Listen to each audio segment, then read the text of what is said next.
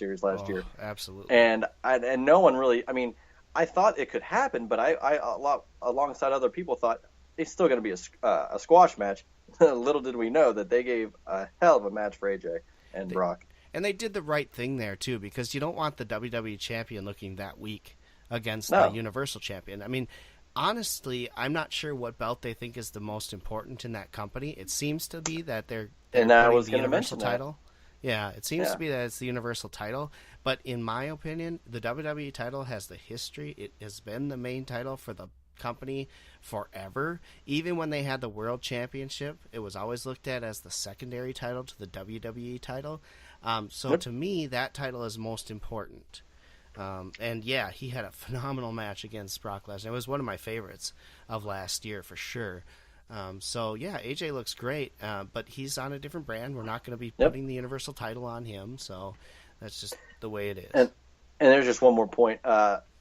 Like when you just said there about what title do they view as more important, I think that's exactly the mindset Vince has.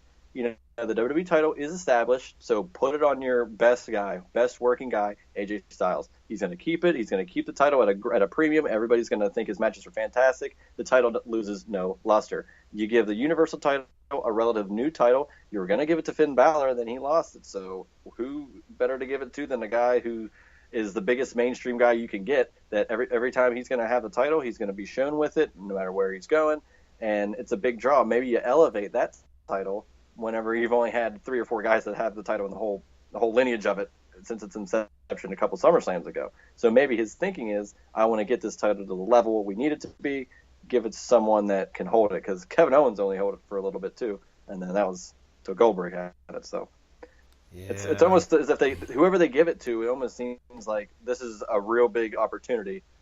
If not, we're going to give it to a Goldberg or a Lesnar to run with it. Well, and I think they were going the right direction when they started with Finn Balor and then had to quickly move to Kevin Owens because those two work really well. And then it all went downhill once they had Goldberg take it. Still boggles my mind that they needed to put the Universal title in that match, but whatever. That's Vince talking for you. So I agree. I think that they're trying to build the esteem of that title up because it is such a new title. I mean, like you said, almost just 2 years old, and maybe that's the thinking, but you got to give the props to that WWE title. Even when Triple H was holding that World Championship on Raw, the big show, that WWE Championship was looked at as a better title to own. So, I don't know.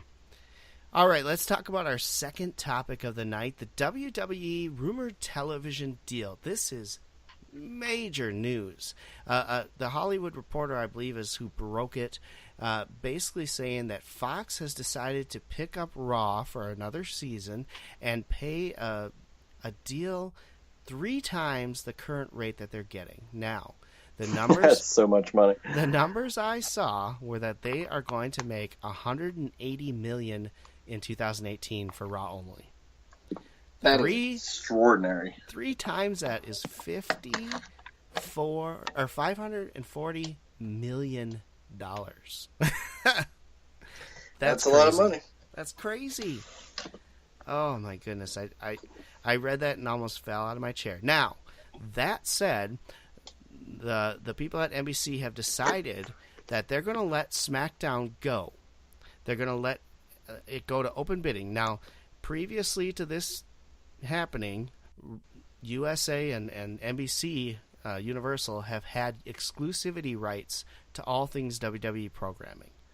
No other channel could carry it except for one of their channels. That's why you see Raw and SmackDown both on USA. That's why you see Total Divas on one of their channels. That's why you see Total Bellas on one of their channels. It was all exclusive to them. Now, they've re-signed Total Divas to another couple seasons. They've now got Raw, but they're allowing any other network to take SmackDown. That is interesting development there. So, a contender for SmackDown Live right now, we're looking at the top 2. The main one everyone is talking about is Fox being the top contender to get SmackDown Live. The other name being thrown around is possibly ESPN coming in and trying to get it. What are your thoughts? What do you think is a good fit for that? It's crazy. Let's say it goes to Fox and stays with Raw. I mean, that's just like you got right now. They got USA, the NBC networks. That you keep it with one thing. I think it's a little bit cleaner that way, and I think it's probably the best model for them. However, I think it would be fascinating if they took SmackDown to ESPN.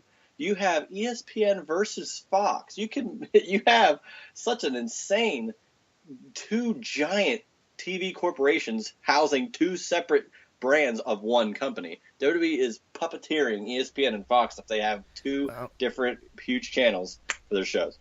Well, Fox wouldn't. One of them will get it. The other one will not. So it would be USA versus one of those channels. The one would get the one. Oh. Yeah. Okay. So Raw sticks with USA. That's not going anywhere. But SmackDown is open for anyone else. So. Well, then I still okay. Well, I'll amend that. I think if SmackDown goes to Fox, I think it plays weirdly into their WWE's relationship with ESPN.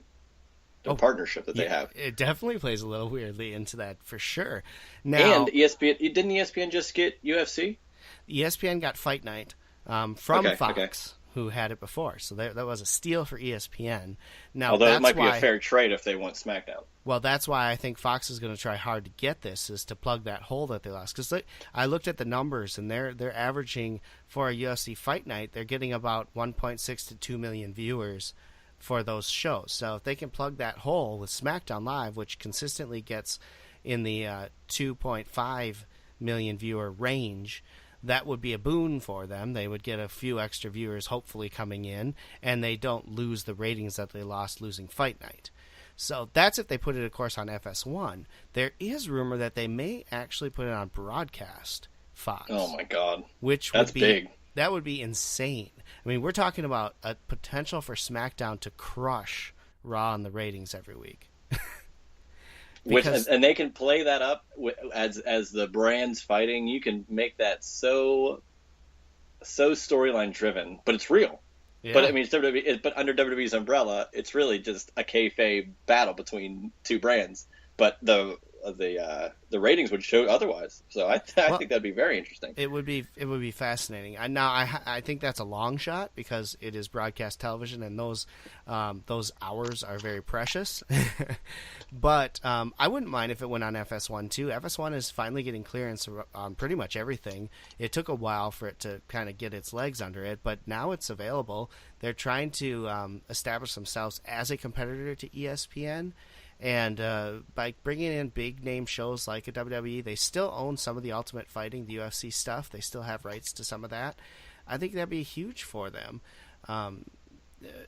Whether WWE wants to go that route or not is interesting as well. Now, the other interesting thing is, well, what happens now? What if SmackDown is on Fox and Raw is on USA?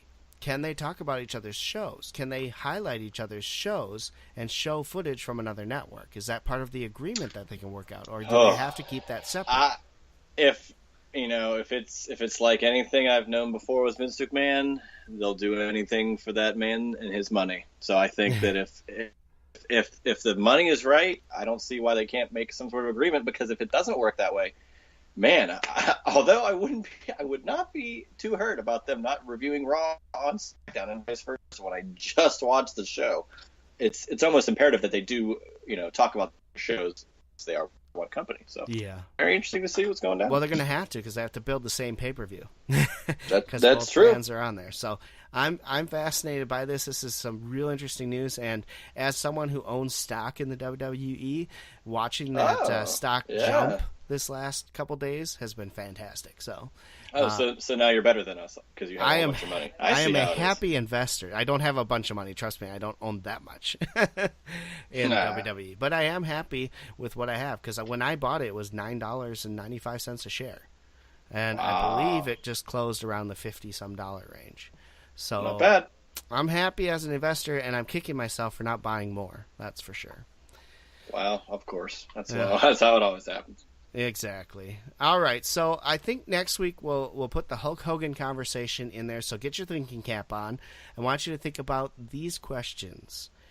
Does Hulk Hogan deserve to come back to the WWE? If so, in what capacity? And if not, why? There's a lot of anger Very controversial. still at Hulk Hogan. So that's the topic I would like to go ahead and talk about next week. And then I'll come up with another topic as well, but of course, we have to keep an eye on the news, and likely whatever I come up with will not be used because something will happen. It always does, right? Oh, yeah. That's how it goes. Although, this week was very exciting with the talk of the TV deals. I like how it kind of took over. Oh, I do too. I mean, and then you want to do that, Let's get a good topic in for discussion, and then let's bring in some relevant news. So I'm all for it. I liked it. We'll do Hogan next week, and we'll find out what else. But I'm looking forward to it. It should be a fun conversation. So I do want to thank everyone who joined us again this week on the Weekly Suplex. We will talk Hulk Hogan next week, and I will let you know on Twitter what we'll talk about along with that, at least in the meantime, until something happens. But if you want to talk with us, you can find us both on Twitter.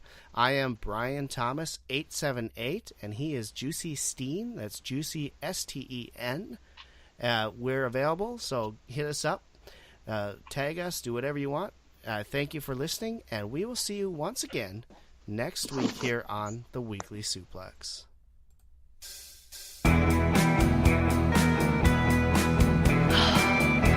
It is exhausting being so talented.